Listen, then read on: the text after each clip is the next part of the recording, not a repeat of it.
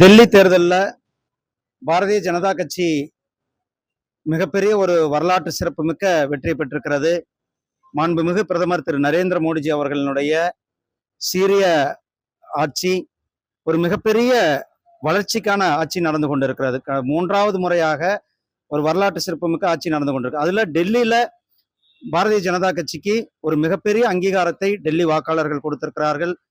கெஜ்ரிவாலுடைய அராஜகம், கெஜ்ரிவாலுடைய ஊழல், கெஜ்ரிவாலுடைய ஒரு ஆணவத்திற்கு மக்கள் சரியான ஒரு பதிலடி கொடுத்திருக்கிறார்கள்.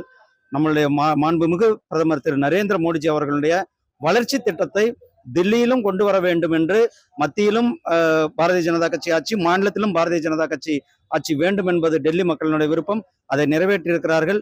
டெல்லி மக்களுக்கு, டெல்லி பாரதிய ஜனதா கட்சியினுடைய நிர்வாகிகள், தொண்டர்கள் அனைவருக்கும் என்னுடைய மனமார்ந்த வாழ்த்துக்களை தெரிவித்துக் கொள்கிறேன். நன்றி அண்ணா. நீங்க தமிழ்நாடு இடைத்தேர்தல்களை பத்தி உங்களுக்கு தெரியும். தமிழ்நாடு இடைத்தேர்தல்களை பத்தி நம்ம சொல்லவே தேவையில்லை. பல கட்சிகள் இன்க்ளூடிங் பாரதிய ஜனதா கட்சி யாருமே நாங்கள் எல்லாம் போட்டி போடவில்லை. ஏன்னா திமுகவினுடைய அராஜகம், திமுகவினுடைய பணநாயகம், திமுகவினுடைய ஒரு மக்களை கொண்டு போய் பட்டி தொட்டியில் அடைச்சி வைக்கிறது, வாக்காளர்களை பட்டி தொட்டியில் அடைச்சி வைக்கிறது, ஒரு நியாயமான தேர்தல் நடக்காது என்பதுதான்.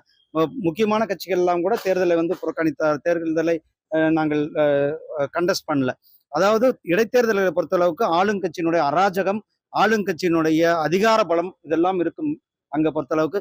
அதனாலதான் அந்த தேர்தலை ஒரு பெரிய திமுகவுக்கான வெற்றியாக நாம் சொல்ல முடியாது.